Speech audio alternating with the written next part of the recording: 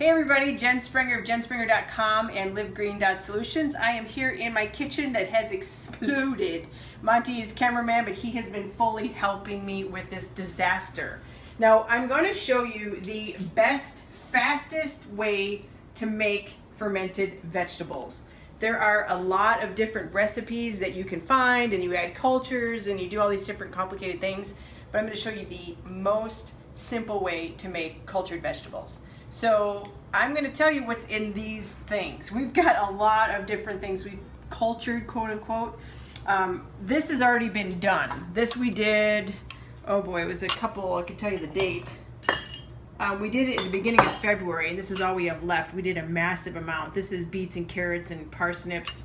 And then this was a little ferment that we did that was daikon, radish, ginger, and it's pink because I put a watermelon radish on the top, and that's just like a digestive aid. Now, here's one that I'm not done yet. See, it's still like the original stuff. Like I said, you guys are gonna make a mess in your kitchen. So,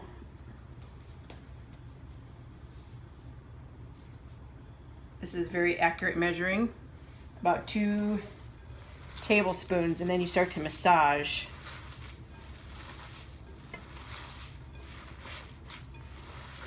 And you just start working it and working it. And then anywhere from 5 to 10 minutes later, that's why I like the smaller, using the food processor, the smaller pieces, because there's more surface area for the salt to get to. You can already see that it's starting a little bit to come out. You also want to taste your brine, and it should have a salty undertone. I mean, it should be briny. If it's not briny, add more salt. So you keep massaging. It's a great workout. If you've got any back problems, you might drop this down onto a lower table. It's doing its thing. This is going to be a big batch, and I really hope it tastes good, or we're going to be suffering. You know, when you do this, it's a science experiment. So in this one, I'm going to put in some herbs. I'm going to put in cilantro, and I'm going to put in some pepper.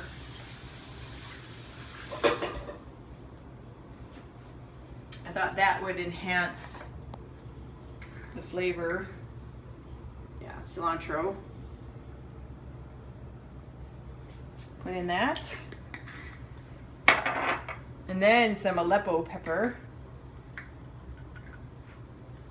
Stick it together a little bit. I think I need to. There we go.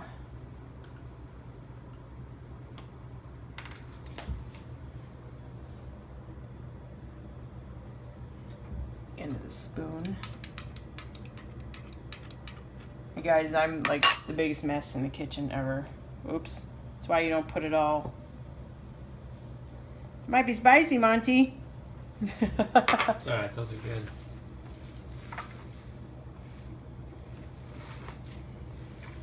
So we have Aleppo pepper, cilantro, cabbage, sweet potato, onion, salt, because that's the brine. And it smells amazing. So it's purple. Everything is purple in here. So this is going to give you mega antioxidants.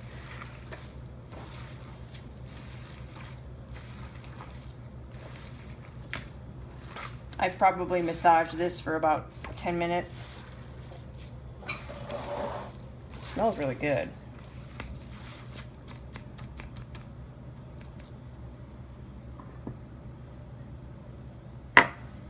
Here we go, everybody.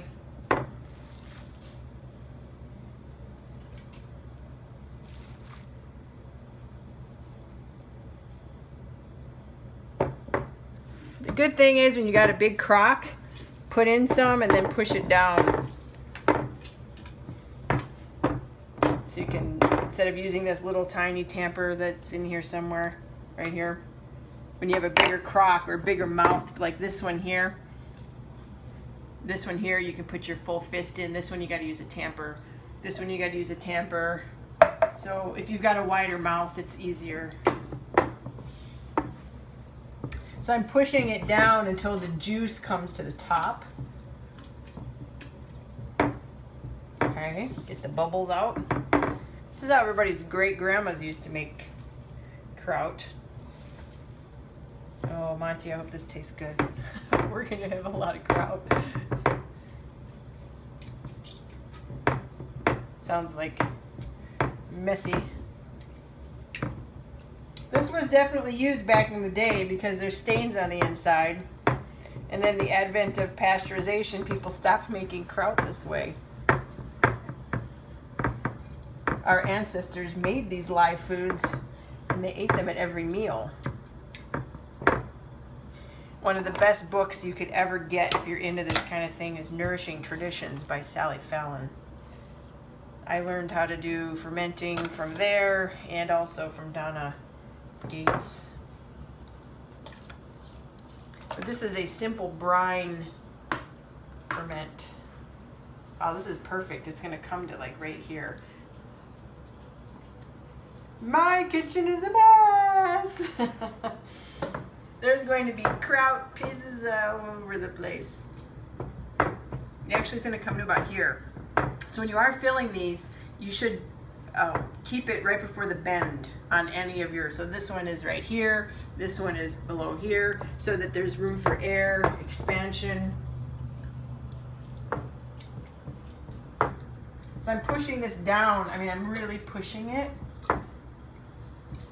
Like I said, using the tamper is harder. I'm really pushing it, and there's a lot of liquid that's coming up.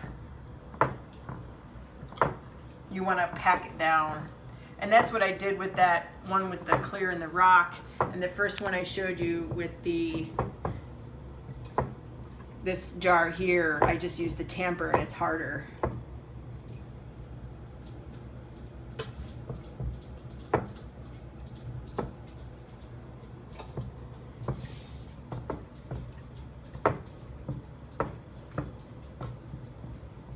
Okay.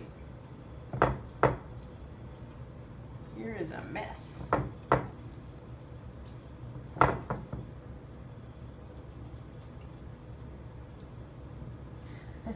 So you can see my hands are dripping from liquid. All right, so that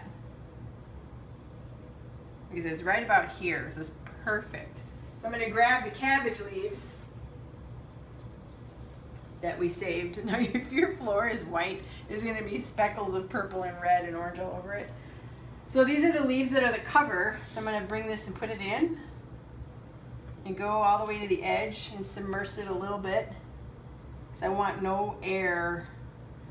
I want that juice to come up over the top. I don't know if you can see.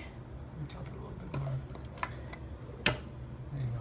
Yeah, when I push this down, the juice comes up, and that's what I want. I want the juice over the top. And then this last one is going to go in this outer third.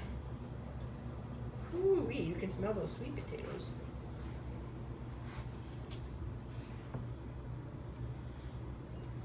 So you want to push as much air out as possible and get those vegetables in submersion.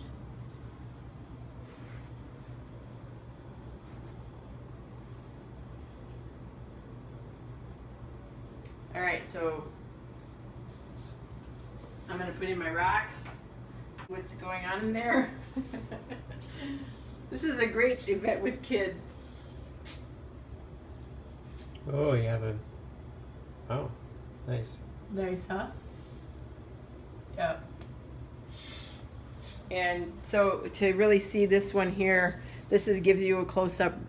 So this one here, we've got this pushed, down into the vegetable, and then we put the rock on the top. So the leaf is creating like a seal, and then when the lid goes on, it's going to keep it down under, and then it'll be good. This one, I'm going to use this baby. Show you guys how to use this. So this one works if you're going to do this.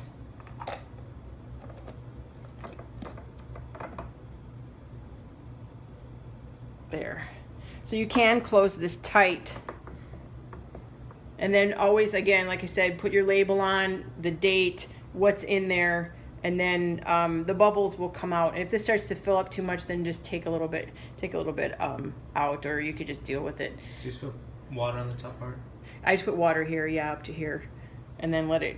It's gonna go. It's ready to go. Now we need to write down what we put in all these things. Yeah, so this is our mess. Again, this is Jen of jenspringer.com. Make sure you subscribe to this channel. I know this is a long video, but I just taught you how to make cultured vegetables from easy way. You can just put it in your food processor, your vegetables, you put them in your bowl, you put in a tablespoon or 2 of salt, you massage them until the liquid comes out, you throw them in your jar, put the lid on of the cabbage leaf, which is the best, and if you've got a rock, or you could use a piece of the core of the cabbage to hold it down, and you put your lid on. If you don't have one of these fancy doodad things, put your lid on, just screw it down and then loosen it up so that it's not super tight so they don't explode. Okay, we have cleaned up the atomic bomb that blew up in the kitchen with all of the beets and the carrots and everything purple. Like, my hands are a little bit purple after the whole thing. Last time I did this, I remember looking at my hands going, am I okay? I look like I'm bruised. And then I realized I did this in massaging those vegetables. But this is our end result. We had 2 heads of cabbage that we made this with, almost a pound of carrots, a piece of daikon that was about that long.